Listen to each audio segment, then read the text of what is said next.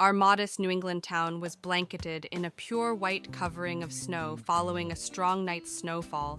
As I stood by the chilly window, holding a hot cup of tea, I watched the early January light shed a gentle glow over the streets.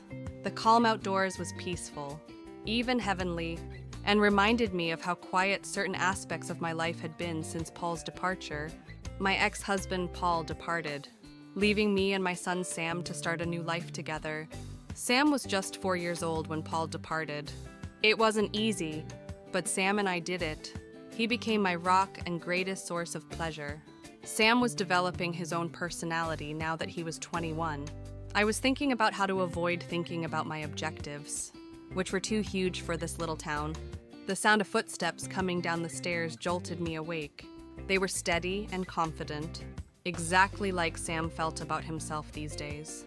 He went into the kitchen, wearing jeans and a knit jacket, with his camera slung over his shoulder.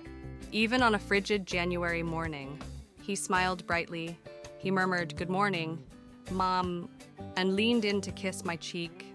His beard had grown back, which was a modest indication of how much he had grown. I said, "Good morning, sweetheart. Where are you heading so early?" He spoke excitedly about the lake. "After it snows, the light is beautiful, and I want to photograph it before it changes." I nodded, filled with joy. Sam has always noticed beauty in minor details that others would overlook. This is why his photos seem to convey tales rather than just depicting events. "Do you need to chat to someone?" To my own amazement, I inquired. I generally let him work on his paintings alone, but today I felt compelled to join him. His eyes glowed with glee. "Really? Would you join me?" I grinned and said, "Of course. I haven't seen the lake in the winter for a long time." We dressed warmly to shield ourselves from the cold and headed out. We went through the snow-covered streets, and the chilly air stung our flesh, even though the lake wasn't far away. The stroll made me contemplate and feel peaceful. The scene as we approached the coast stole my breath away. The pale sky and barren trees around the lake resembled a mirror. Frost clung to the trees, making them sparkle like gems in the early morning sunlight. Sam swiftly put up his camera and adjusted it to get the greatest image. I was attracted in by the intensity of his gaze and the way his hands moved with expertise and feeling. I noticed echoes of Paul at those times, not the guy who broke up with us, but the dreamer I once loved. "Mom," Sam's voice drew me back into the present. He gave me a little grin and tilted his head. "Are you okay?" I murmured as I brushed snow off my coat, simply thinking, "Every time I see you at work, I think of your father." I was astonished that when Paul was mentioned, Sam did not respond negatively. He didn't mention him very frequently, but tonight his expression softened. "Do you miss him?" he asked. Before nodding, I considered it, "Not always as you imagine. I grieve for the family we were intended to be and could have been, but I'm okay with how things turned out. It allowed me to spend more time with you." When Sam glanced at me, I didn't feel the need to say anything. After getting near, he put down his camera and hugged me. I could feel his warmth through my garments, and for the first time in a long time, I felt completely protected. He responded quietly, "I am glad it is just us. I wouldn't alter anything about it." I felt tears well up in my eyes, but I wiped them away fast. I answered in a whisper, "Neither would I." We waited by the lake until the sun rose and the snow and frost had melted. Sam captured everything. There was a shimmer of light on the ice, a delicate ripple in the lake where the ice touched the beach, and faint fox tracks running through the woods. I discovered something extremely significant while watching him operate. Sam was no longer simply my child. He was an adult with his own aspirations, but I knew the bond we had would always exist, no matter where his dreams led him. I smiled at him as we went home. "Sam," he said, "yes. Make a promise. Anything. Always seek beauty in the world. That is what we need more of." He grinned, and his breath formed little clouds in the chilly air. "Mom, I swear I won't." As we went through the snow, I felt something different. I felt as if spring had silently entered the globe. and a warmth had blossomed inside me. "Do you know?" Sam began by giving me a sneaky grin and staring at me. "Now I see why my photos haven't received much attention recently." Sam spoke out, and his tone was serious. I cocked my head in attention at what he said all of a sudden. He came to a halt, raised his camera, and aimed it directly at me. The finest topic for me has always been there in front of me. He continued with a grin. As I chuckled, I brushed off the snow that had adhered to my coat. "Do you mean me?" "Not really. Sam, I am not what you would call attractive." He did not respond straight away. Before I could respond, he snapped a photo. He eventually informed her, "That is where you are wrong. You are a wonderful person. It isn't about having flawless skin. It is about going to someone's heart. How about you? You're fantastic." My cheeks became crimson, but it wasn't from the cold. That was what he said. "You're aware of your ability to utilize words effectively, right?" I responded, trying not to sound offended. He flashed a humorous grin. He jokingly said that was part of the beauty. The jokes did not stop there. As we went back to his home, he continued to take photographs and make fun of things by saying foolish things and telling me jokes that only the two of us knew. When we arrived at the home, I was so delighted that my face ached. But in the finest way, as we came in, his boots landed on the hardwood floor. He said, "I can't wait to show you these," I teased, removing my scarf and hanging it beside the door. "I believe you'll like them, but only if I get to approve the adjustments first." As he walked upstairs, he gave me a strange expression. "Don't be surprised if things go better than you expected," he urged again. As I cleaned up, I couldn't help but giggle to myself. The love from our chat was still present. Sam, as usual, did not come down for the remainder of the day. He became immersed in his creative world. Soft music and the clicking of his camera might sometimes be heard coming from his room. He was clearly focused on what he was doing. The aroma of freshly brewed coffee awoke me the next morning. I stretched carefully, not wanting to leave the warmth of my covers for the chilly January air. As I considered lying in bed a bit longer, the door opened with a creak. Sam stood there holding a package containing a hot cup of coffee, a muffin with a candle on top, and a tiny pot of flowers. He murmured, "Happy birthday, Mom," in a quiet voice filled with affection. "Sam," I breathed, as I sat up, trying to fight back tears. My heart overflowed with emotion. "You did not need to do this." He placed the tray on my lap and said, "Of course I did. You deserved it." He sat on the side of the bed, watching me sip coffee and turn out the light. It turned out precisely the way I wanted it. The deed was important, thus it made the day seem special even before it started. The hours passed swiftly since they were filled with smiles and calm moments. By the evening, the home had returned to its usual quietness. The serenity and quiet prompted me to cuddle up on the sofa with a book. I didn't hear Sam's footsteps down the stairs until well before midnight. He entered the living area holding a sleek black box. His face was blank, but his eyes were full of delight. He stopped in front of me and said, "Mom, I have one more treat for your birthday." I set down my book and smiled at him. "Sam, you have already accomplished a lot today." "What's this?" He said, "Open it and see." However, his tone was lighthearted. I raised the top to see what was within and found layers of thin tissue paper. Inside, there was a lovely pair of black underwear and a satin robe that was almost too silky to touch. I wasn't sure what to say as I glanced at it. "Sam," I started, but my voice was trembling. "This is wonderful." He cut her off with a big smile. "There is more. Put it on and get up."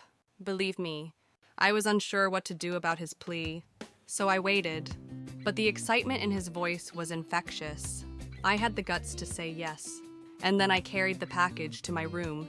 Once I got clothed in the robe and underpants, I walked up the stairs, frightened and thrilled. I was stunned as I pushed open his door. The bulbs in the cloth covering them provide a gentle crimson glow around the space. A sleek metal pole stood in the center of the room. In the corner, A machine was producing small wisps of smoke. A sleek and stylish black leather cat mask sat on a table nearby. He stared at me, holding the camera in his hand. He addressed her in a nice, honest tone. "You look great." He then handed me the mask and said, "Put it on. Things will appear much better in photos." Even though I wasn't sure, his grin helped me feel better. "Just for fun," he murmured softly. "You have always been quite helpful to others. I will do this for you." I took a big breath, put on the mask, and stepped towards the red light. The room was filled with cheerful music, and the rhythm got everyone moving. I felt strange at first, but Sam's compliments and laughter soon helped me feel better. He patiently guided me and caught moments that were both enjoyable and inspirational. He dropped the camera for a while and said, "You're a natural. You're fantastic. I doubt you are aware of this." Being open with me threw me off guard. When I peered into his eyes under the red light, I felt something shift. There was more to this than parties and photographs. It was all about getting near. I completely trusted him as the night progressed, letting go of my concerns and just enjoying the moment with the crimson light and gentle cloud from the smoke machine. The pounding of the music filled the space. I was overwhelmed with delight and discovered bits of myself. I'd forgotten about it for a long time. Sam paused and gave me a serious look. "I believe you're fantastic." He said that his voice included a respectful tone. "All of your confidence is concealed someplace." I shook my head, laughing. "Hide it." "Dear Sam, this is not a typical Thursday night for me." Sam grinned and added, "You are talented, and I believe you are enjoying this more than you are letting on." I chuckled at his joking remarks. Not everything he stated was incorrect. Allowing me to be seen felt both liberating and vulnerable. Then a recollection returned to me. It was something I hadn't considered in years due to my workload and commitments. "Do you think it's cool?" I made fun of her by crossing my arms and gave her a dirty expression. "You haven't seen anything yet." Sam lifted an eyelid, and his expression indicated his curiosity. "Oh, what more are you trying to hide?" I responded, removing my satin robe to reveal the dainty undergarments below. "I used to attend heel courses," I explained. I still recall a couple movements. His eyes widened in astonishment, and he took a large step back, waving his camera about. "Now you have to show me." "So be it," I said in a faux serious tone. "Don't dare to laugh." As I approached the silver pole, the atmosphere was filled with excitement. It had been years since I had done anything like this, but muscles retain memories. I took off my shoes, grabbed the pole, and climbed it effortlessly before arching into a spin. The fact that the movement seemed seamless demonstrated how much time I had spent on my technique. Sam stayed motionless, and for a little time, I forgot about his camera as I began to do a series of maneuvers. I forgot I still knew how to do it. A cartwheel, a fireman's spin, and a daring ascent up the pole. As I descended, the gentle red light reflected off the silver surface, and my steps were smooth and sure. When I finally struck the ground, I spun back to see Sam cheering loudly and smiling broadly. He came up to me and said, "Mom, that was amazing. Why didn't I realize you could do that?" I shrugged, out of breath yet excited. "That happened a long time ago. I enjoyed going to school before you were born. I had no clue I'd still own it." "Well, I'm officially impressed," he murmured, his voice softening as pride illuminated his expression. "Wow, you look stunning." I was startled at how honest his speech sounded. He leaned in closer, kissing my cheek. The warmth of his affection lasted just long enough to reach me. "You look fantastic tonight," he replied, stepping back to make place for me. "I really mean it." I was speechless for a second. The moment was profound because of his grin and the genuine respect in his comments. I expressed gratitude and adjusted the robe over my shoulders. "Thanks very much, Sam." As the music softened, I became conscious of how quiet the place had become. The world outside of his chamber seems distant and irrelevant. We were the only ones in this location, and our kinship was so profound that words could not express it. Sam grinned as he grabbed up his camera and held it up. May I have one final shot? There's nothing spectacular, just you and the pole. I was on the fence, but his expression of encouragement made it difficult for me to say no. I leaned softly against the pole, allowing the robe to fall over my shoulders. I gazed at his eyes through the lens. When the flash went off, it captured a moment that I will never forget. He lowered the camera and remarked, "Perfect. Are you so excellent at it?" I chuckled and shook my head. "You're an excellent shot. In my view." He took a step closer, and his expression softened. He said, "Maybe, but I think you are expecting too much from me. Dear mother, you have always been distinctive. I'm simply fortunate to have seen it." His comments halted me in my tracks. Even though we were merely mocking one another, this moment seemed intense. We felt as if we had rediscovered a forgotten aspect of our connection. The evening gradually came to a close, and there was a pleasant, peaceful atmosphere. After Sam finally put his camera away, I was out of breath from my impromptu behavior, which we joked about over a late-night cup of tea in the kitchen. It seemed natural and effortless, as if the night had brought us closer. When I finally got into bed, my head was full with emotions: grief, happiness, pride, and something more I couldn't put my finger on. Sam had always been my everything, and the reason I got through the most difficult periods in my life. But today he offered me something I didn't realize I needed: a chance to live again. Everything would be good starting tomorrow. But before I fell asleep, I remembered the red light, the laughter, and the deep love between a mother and her kid. The home was quieter in the morning than normal. As the hours passed, I began to worry what Sam was doing since he hadn't come downstairs. He would usually be in the kitchen preparing coffee or fiddling with his camera right now. Instead, there was an unusual quiet, as if something had changed. I decided to go check on him since I was fascinated. As I climbed the stairs, I paused outside his door to listen. A low murmur and some delicate motions allowed me to detect the faint sound of his voice. I softly knocked, but I did not wait for anybody to respond. "Sam," I opened the door and yelled. When I realized what I had done, I came to a complete halt. He was on his bed, legs wide out and a camera in his hand. The screen had a dull light, and I realized immediately what the images were. Pictures from yesterday night. The photos of me with the satin robe and the gentle swirl of smoke were shot under a red light. When he heard my voice, he hurriedly turned around and switched the camera off. His face flushed scarlet, and he sat up swiftly, trying not to look at me. "Oh, mother," he stammered. "I did not hear your knock." I walked in and closed the door behind me. I told Sam in a gentle voice. It's okay to calm him down. Why did you hastily switch it off? I can see, as he gazed down at the scarcely audible murmur, "Here you go. Staff." I smiled softly and sat next to him on the bed's edge.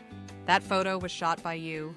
Sam, I believe in you and want to see what you've captured." He hesitated for a time, his fingers becoming white as he gripped the camera hard. His face remained crimson, and the tips of his ears glowed red. But after a little pause, he took a big breath, nodded, and reluctantly handed me the camera. His gaze was fixated on the floor as he said, "I didn't mean to make this awkward. I simply wanted to make sure I did everything correctly." I gently picked up the camera, switched it on, and browsed the photos. Each image was gorgeous in its own way. He caught me in an unfamiliar light, a strange combination of beauty, strength, and gentleness. In several images, I was laughing so hard that my head swung back in genuine delight. In others, I was more serious and in charge, and the red light highlighted every detail. "Sam," I replied, my voice cracking as I glanced at the photos. "These are quite nice." He eventually glanced up, and his expression was a combination of fear and optimism. "Do you really believe that?" I looked him in the eyes and nodded. "Sam, you're quite gifted. That is how you view the world and how you see me." I have no words for it. He bit his lip in a bashful grin, and the stiffness in his shoulders eased a little. He replied in a gentle voice. I just wanted you to know how amazing you are. I want to thank you for all you've done for me. Mom, I put down my camera and softly squeezed his hand. Sam, you have already given me a lot. How much more do you know? We sat quietly for a minute, our emotions weighty yet comfortable, even if we didn't express them. When I glanced at him, he still had red cheeks, but his expression was vulnerable, demonstrating how much he had matured. I playfully teased you, and you blushed. To relieve the tension, he laughed softly and ran his fingers through his hair. I didn't expect you to stroll in when I was looking at them, he replied with a smug smile.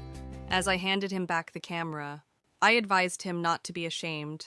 That which you created is amazing, and I am really proud of you.